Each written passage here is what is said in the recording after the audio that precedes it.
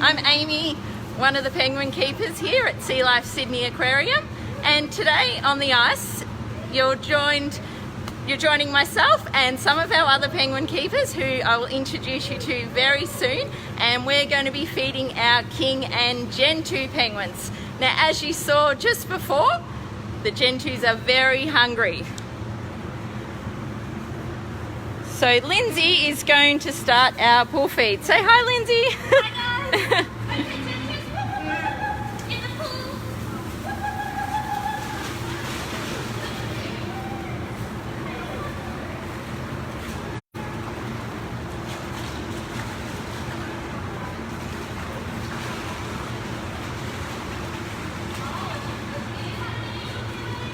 So today on the menu, Lindsay is feeding our penguins pilchards. Yeah.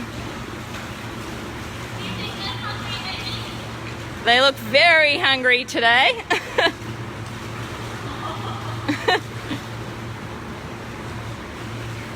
So here at Sea Life Sydney, we have a colony of 27 Gentoos and 7 king penguins. Now Gemma's down here feeding the king penguins, so we're going to go down here and meet some of our king penguins.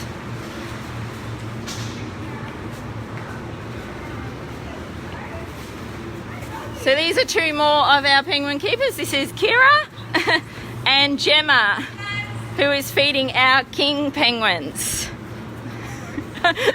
So this is Nog, who's Gemma feeding at the moment. And on the menu today, we're feeding our kings whiting and Souri. So when we're feeding our kings, each penguin gets a fish that has a vitamin in it, and then we feed them a few more fish until they're hungry. So hopefully they're hungry today. They're a bit camera shy today.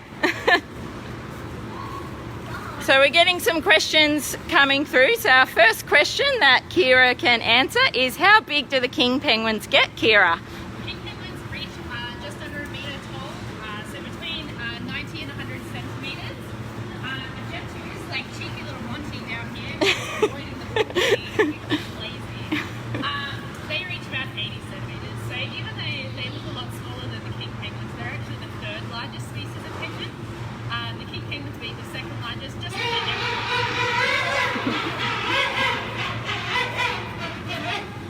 So we've got some vocalising from our king penguins, and this is how they communicate with each other. So just like you and I have different voices, all the penguins sound different when they're singing, and that's how they talk to each other.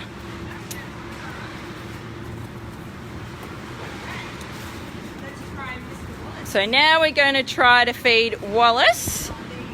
And Wallace is one of our biggest king penguins here at the aquarium.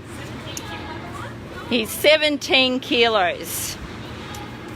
So we have a few more questions coming in. How big do they get, as in weight, and how old do they get, Kira? the king penguins that we have here range between 11 and 17 kilos. So somewhere around 14 or 15 will be average for a wild bird.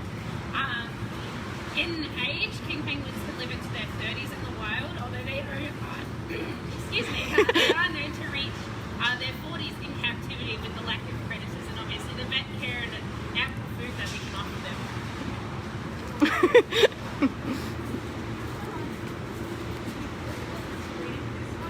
So we've got lots of questions coming through about how much they do eat every day and how many times a day do we feed them. So we'll typically feed our penguins hand feeding like Gemma's doing now, twice a day. And every bird, as Amy said earlier, will get a vitamin fish first. And then the Gentoos especially love their pool feeds, and depending on their hunger levels, we can do multiple pool feeds throughout the day. And each bird will eat about a kilo if they're a Gentoo, or more than that each day. It does depend on the season though, and when they're going through their annual molt, which is where they replace their feathers, they will eat up to half their body size if they're really hungry, and they'll also eat additional during their breeding season so that they can prepare their body for eggs if they're a female, or to feed their chick once it has hatched.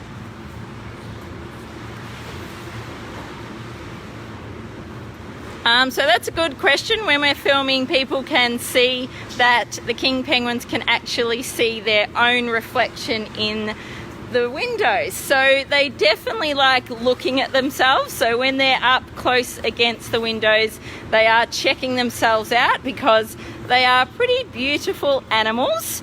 But they do like to look out and see lots of other birds as well because they are colony birds. So that means they like to stick together, and it makes them feel comfortable if they can see lots of birds from the windows. I'm seeing a lot of people ask how we tell the males and females apart, Amy, and that's actually a really good question. So penguins are actually monomorphic, which is a really fancy way of saying that males and females look the same. So visually, there is no easy way to tell them apart. So on average, male penguins will be a little bit bigger than females, but because you can have larger females and smaller males, it's not a reliable way to tell them apart. So in the case of our birds, our Gentoo penguins all have wing bands, which we use to identify them. And we have our male birds with wing bands on the left and female birds with wing bands on the right. The only accurate way to tell the gender of a penguin, though, is to actually do DNA testing. So it's very involved, and we'll usually use a feather or a blood sample and send it off to a lab if we need to do that. So we've got a few questions coming through as well about how cold is it in this exhibit. So as you've probably seen, we're wearing nice ski gear to keep us nice and warm. So on average in here, it sits around 5 or 6 degrees all year round. And our pool, which I'll come over and see some of the Gentoos pool feeding at the moment, our pool sits at around 9 or 10 degrees all the time. And so we keep the temperature the same all year round. The only thing that we do change in the exhibit is the lighting. So our lighting is all computerized, and it mimics exactly what is happening on Macquarie Island, which is a sub-Antarctic island around Antarctica and is a place where the kings and Gentoos can be found. So all the lighting is scheduled to have a sunrise and a sunset every day for the penguins, and they have a summer and a winter season. And that's really important for our penguins so they know when to breed and go through their molting process, which their molting process is when they lose all their feathers in one go, and the penguins do a catastrophic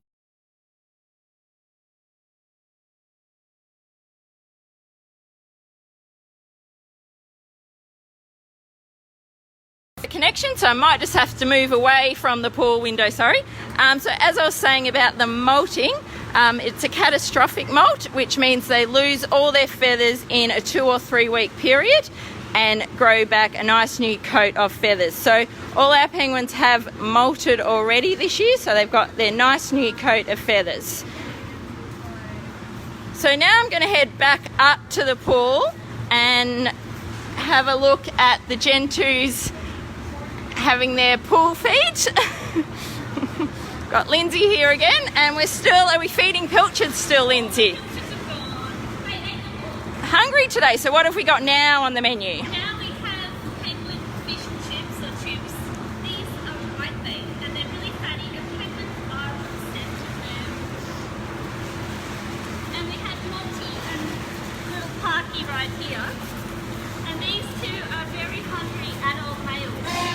All they want to do is eat. I'm trying to make them swim, but they won't do. So we've had a few questions about how fast can penguins swim. So Lindsay, would you like to answer this question? Penguins are faster than you think. These penguins, the Gentoo, are actually the fastest penguins in the whole world. And if you just have a look, you can see how incredibly agile they are.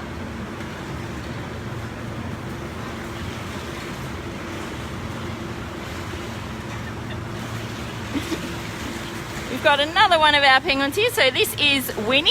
She's coming up for some whitebait out of the pool. She's being a little bit cheeky, but we'll spoil her today. You're a good girl, Winnie. Winnie is probably one of our smallest penguins, and Monty, one of the biggest. There you go, Monty. It's a special occasion.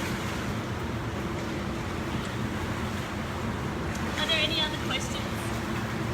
Oh, it's a good question. Do you know this one? And we've had a few of them.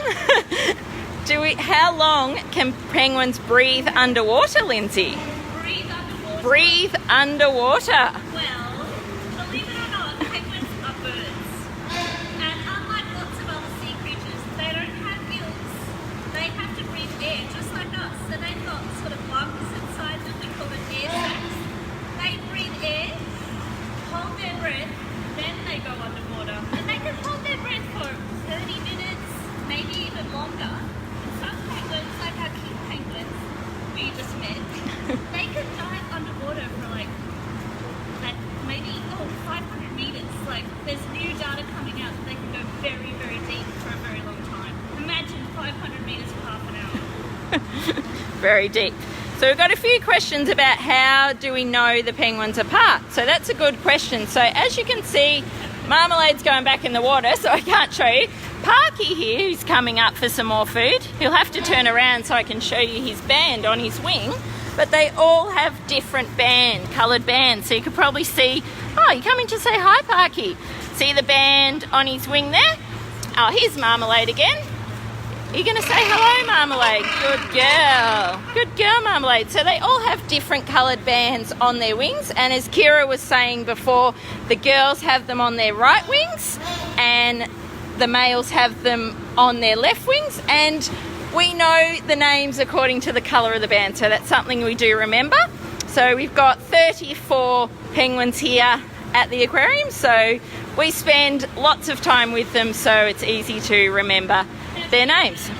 Kira knows how fast they can swim. Gentoo penguins have been recorded in the wild swimming at speeds up to 36 kilometres an hour, which is more than 4 times your average speed of an Olympic swimmer. So they are very fast when they need to be, although that is usually for short bursts and reserved for either catching a sneaky fish or getting away from predators. And I did see a couple of people asking earlier what kind of predators they do have. And in the wild, penguins may be hunted off by killer whales or orcas, leopard seals, and even sharks if they're really determined. I have seen a video of an African penguin going toe-to-toe with a great white line. Of course, our guys are very privileged here to not have any predators. Although a bigger cause in the wild right now of penguins' mortality is plastic pollution. A recent study done in Gentoo penguins actually showed that 20% of a particular colony had microplastics in their fecal matter, which is pretty substantial because they can't actually digest it. So for a lot of birds, once they ingest plastic, it's actually going to stay in their stomach. And what that means for them is they can't eat a lot of their actual prey items because their stomach will just become more and more full as they ingest more plastic. So it's really important that where we can, we reduce the amount of plastics that we're using that are unnecessary or that can't be reused. So simple things like reusing your own tea cup, although I know that can be difficult in the current times, or even using a metal straw instead of plastic ones if that is not possible. Now, I saw a good question come past, which I think this is a good one. I'm not sure where this penguin is at the moment, but it was the funniest name that we've got here. So I've got my story that I think is the funniest name. Well, it's not really the funniest name, but it's a cute name and a cute story. So as Kira was saying earlier, you can't tell the difference between males and female penguins just by looking at them. So some of our penguins are named before we know the sex. So we've got one male here whose name is actually Pink Lady, which, yep, he's a boy, but his name's Pink Lady, but he was actually named after his mother, who is actually at our sister aquarium in Sea Life Melbourne, and his mum's name is Apple. So here is Pink Lady here, but I think he loves his name and he suits his name very well.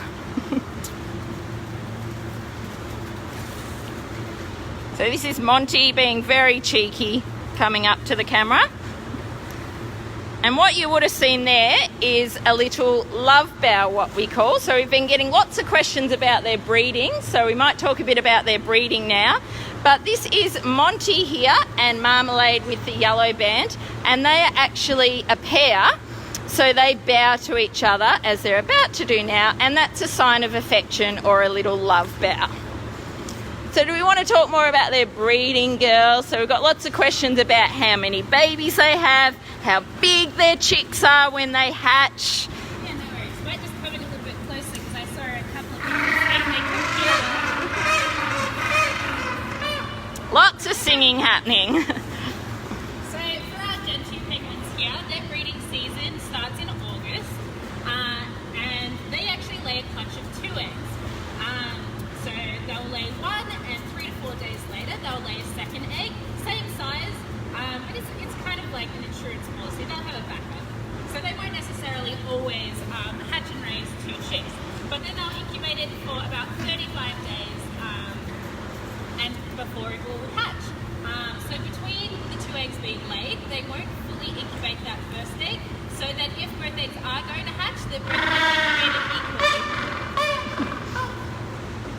In the case of the king penguins, they actually only lay 1 egg in a breeding season, and instead of building a nest like the Gentoos do, they'll actually balance that egg on their feet, a lot like the emperor penguins do if you've ever seen March of the Penguins, and they'll keep it nice and warm with what we call a brood patch, which is just a bit of their feathers that they can open up, and so that the egg can touch directly on their skin and stay nice and warm. Now we've got one of our very special penguins that has just come out of the water, and a lot of you might know him already. He's one half of our power couple, Sven and Magic. So this is Magic. Hello, Magic.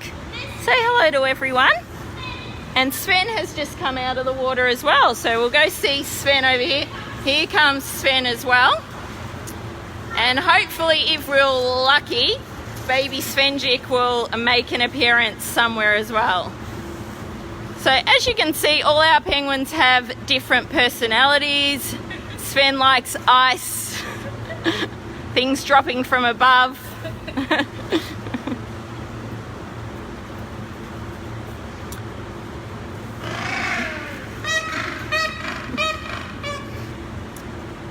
So we've got a few questions about how we clean the exhibit and we keep the ice so nice and white.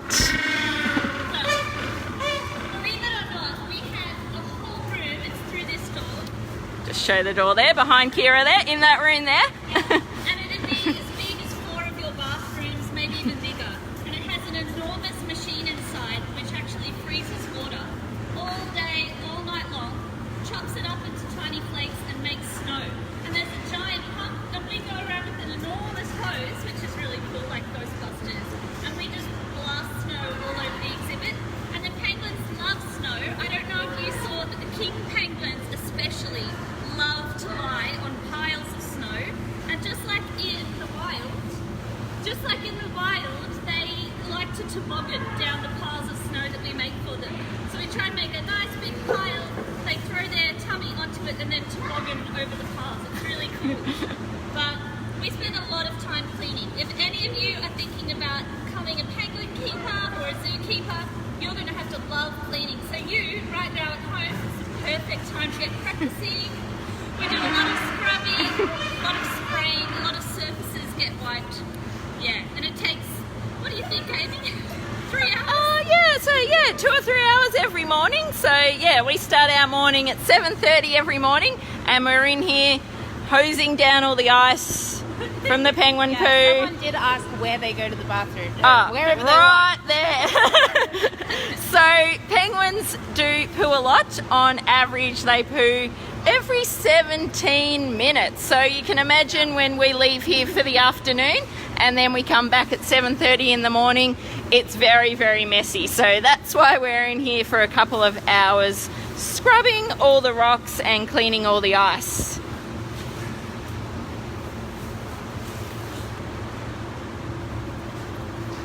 So we've got a few questions. I'm not sure if you mentioned this, Kira, about how big the chicks are when they hatch. Ah, okay. Yeah. Well, I'll just sit next to you to talk because I'm sure that people want to see more of the penguins. Yeah. But baby Svenjik, who I'm sure a lot of you have heard of. There she is right there in the water. There's Lara. We'll see if she'll come out of the water. She was 91 grams when she hatched, so she was tiny. Very cute. King penguin, the chicks are still quite small when they hatch, but they're about double that, around 200 grams. they do grow up really quickly. So you can see now, baby Svenjik is an adult. She's just molted into adult feathers for the first time in this molt that just finished early March.